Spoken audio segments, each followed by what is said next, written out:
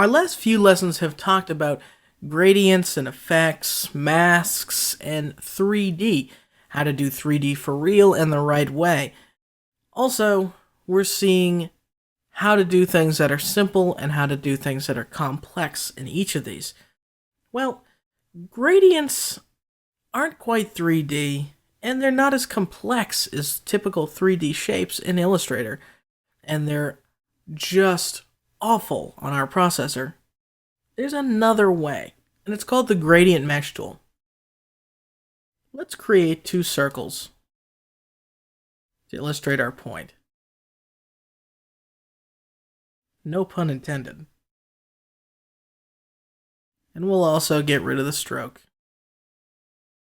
You know, Illustrator does put stroke on things by default, but honest, I typically like the way things look without a stroke. Now, aside from this document looking like two freshly cracked eggs, it's also two circles that we're going to make spheres by using some 3D. So I like the color I already chose, so I'm going to go ahead and pull that into the gradient palette.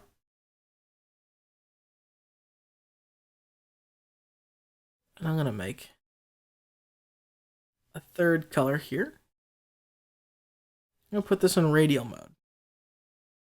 Use my gradient tool to come up here and give my traditional top left lit sphere. Now that's pretty great, but it's also a little bit limiting.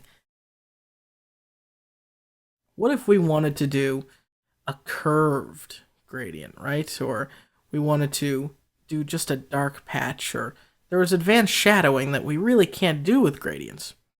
Well, we have two choices. We can either put objects over each other and try and shade them that way, or we can use this tool right here. The mesh tool, the gradient mesh tool to be specific. Now, what I like to do first with the gradient mesh tool is establish a few lines.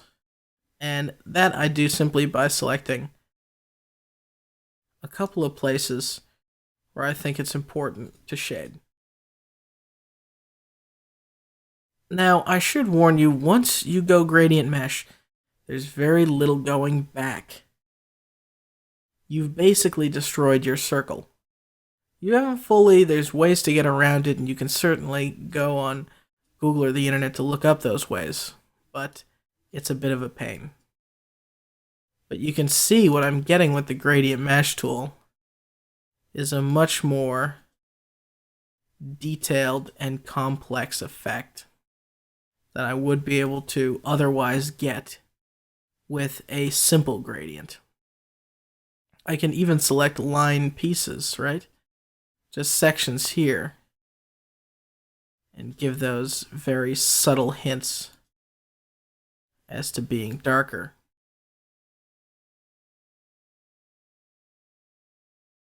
And I can take specific spots and subdivide them again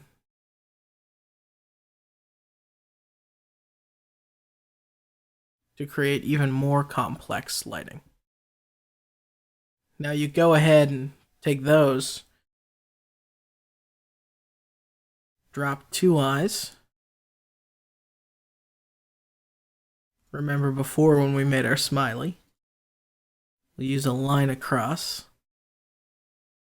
and we'll cut it with the Pathfinder.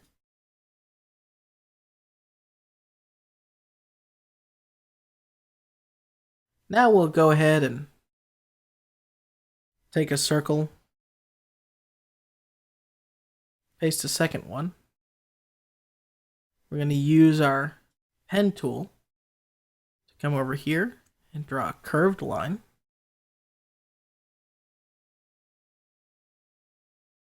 Swap it around so it's just a line, just a stroke.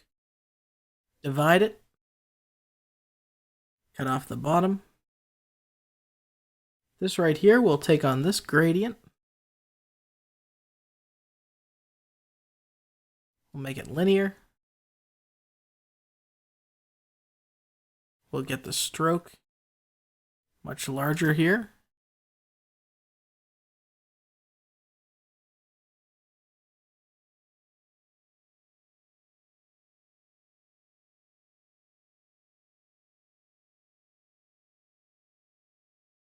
We'll take our circle and we'll make that a blue gradient. We'll make that radial and swap it around. It's a little bit of a harsh gradient, so we'll tone it down. It up. Paste a second little eye.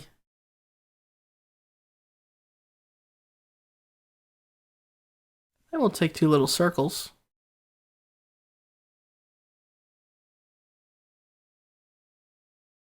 Just make those white, semi-transparent.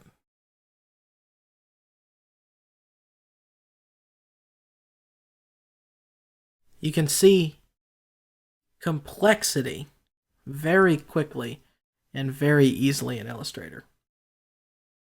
The next thing we're going to do is we're just going to make some curves under these eyes. Those curves are going to be a nice reddish orange. I go to filter, blur, give them a Gaussian blur. It's hard to see the preview here. See what they look like with just a little bit of a blur. That's not bad, so let's go to 10. Put the eye on top, right, with a bring to front. Second one, and bring that eye in front too. And those are a little dark, so bring down their opacity. I know smiley faces like this typically don't have a nose, but I'm just so compelled to give him a red nose, I don't know why. So I hope what you're seeing or what you're noticing is that we're trying to take the techniques that we've learned so far and apply them to a realistic situation. I mean, making a smiley face might not be your everyday task, but it's certainly using all the things that you've learned, and it'll be something that you're glad you're able to do. Not making the smiley, but using these gradients in these complex images. The gradient mesh has another benefit for everybody who's a fan of doing wild and wacky things. You can do subtle colors, but you can also do absolutely crazy colors, right? Try and create a gradient that looks like this on a regular gradient. It's near impossible. And try and go ahead and grab your gradient mesh tool again and change the color inside there. You can do some really deep and detailed stuff with gradient meshes that you can't really do otherwise. So they're powerful, they're useful. And now, when we're winding down to the end and getting close to our final project, you should be kind of using these tools in a smooth way. You know, try and make a few documents on your own and designs on your own so you know what tools to use when. Because that's really going to help you in the real world when, you know, somebody needs something in a day or a week or even an hour. Well, how are you going to do it unless you know what tools to use, what they're capable of, and when? Not only that, but play around, you know?